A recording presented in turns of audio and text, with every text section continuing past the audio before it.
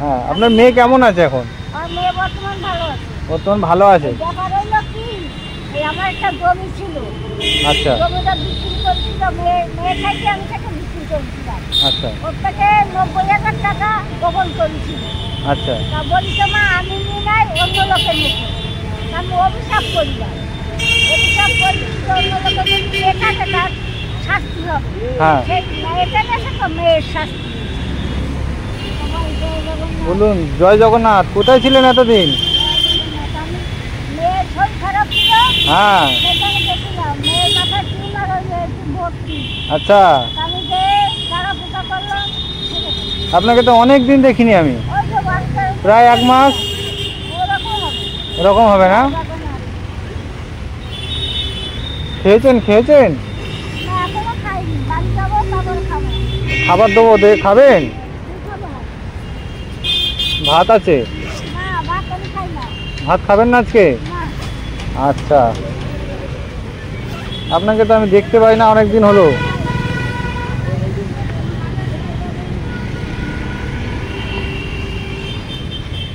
এটা তাহলে আমার থেকে নিন, ভাত যখন খাবেন না। ভাত খাই না। একটা কি কথা জানো, মনে কিছু করে না, আমি কারো হাতে রান্না খাই না। আচ্ছা বুঝলে, এই হচ্ছে আমার দোষ। আচ্ছা কারো হাতে রান্না খাই না, ওই সিদ্ধ যা করি তাই খাই। গোবিন্দ তো তাই খাই, আমি খাই। বুঝতে পেরেছি, ওই জন্যই মানে আমি এর আগেবারে আপনাকে ফল দিয়েছিলাম। হ্যাঁ হ্যাঁ, আপেল কলা এসব দিয়েছিলাম, তখন নিয়েছিলেন। আমি তো বুঝতে পারিনি। এবার ওই দুপুরবেলা বলে আমি খাবার নিয়ে এসেছি, বুঝলেন। এবার আপনি ঠাকুরের ভক্ত নিয়েছেন, আপনার জয় রাধে গোবিন্দ। প্রণাম করলাম। আপনি ভালো রাখবেন, ভগবান মঙ্গল করুক, হ্যাঁ। জয় রাধে গোবিন্দ। আশীর্বাদ করবেন। হ্যাঁ ভালো হও। হ্যাঁ, আপনার মেয়ে কেমন আছে এখন? আমার মেয়ে বর্তমান ভালো আছে। বর্তমান ভালো আছে। ব্যাপার হইলো কি, এই আমার একটা জমি ছিল, আচ্ছা জমিটা বিক্রি করেছিল, মেয়ে থেকে আমি তাকে বিক্রি করেছিলাম। আচ্ছা ওর থেকে 90,000 টাকা গোপন করেছিল। আচ্ছা তা বলিস মা আমি নিয়ে নাই, অন্য লোকে নিয়েছে। আমি অভিশাপ করিলাম, অভিশাপ করছি অন্য লোকে যদি এখানে তার শাস্তি হবে। হ্যাঁ সেই মেয়েটা এসে তো মেয়ের শাস্তি।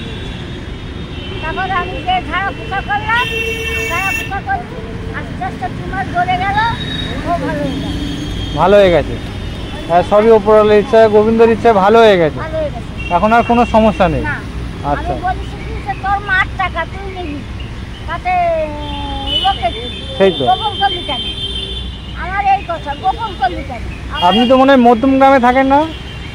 মধ্যমগ্রাম আমার বাড়ি নিবারাপুর, মধ্যমগ্রাম সেই 1000 করে 3 নম্বর ওয়ার্ডে আমার বাড়ি। দেখলেন, মনে আছে তো? আপনি বললেন না কিন্তু মধ্যম গ্রাম, আমার মনে আছে তাহলে মধ্যম গ্রামে।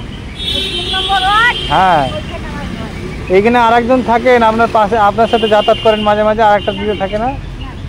ওনারও তো নিউ ব্যারাকপুরে বাড়ি। থাকতে পারে, কিন্তু আমার সঙ্গে কেউ থাকে না, আমি একা। আচ্ছা আচ্ছা, ঠিক আছে, আসছি দিদা। হ্যাঁ, ভালো থাকবেন। আজকে রথযাত্রা আপনার ভালো যাক।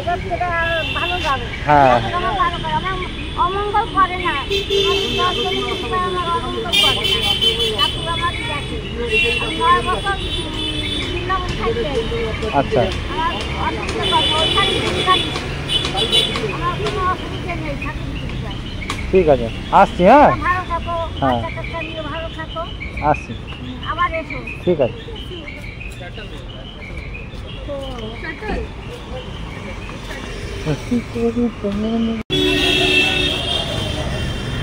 খেয়েছেন? খাবার খেয়েছেন? খাবো, দেবো, খাবেন? খাবেন?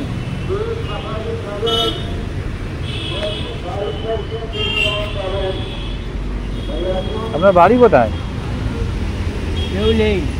কেউ নেই? বউ ছেলে কেউ নেই? কি বলছেন? আপনার বাড়ি কোথায়? উনি থাকেন কোথায়? কোথায় বাড়ি? জায়গার তো নাম আছে, বলুন শুনি। দোকানে থাকে, দোকানে। আচ্ছা, দোকান আছে না? হ্যাঁ হ্যাঁ হ্যাঁ, দোকানে। হ্যাঁ।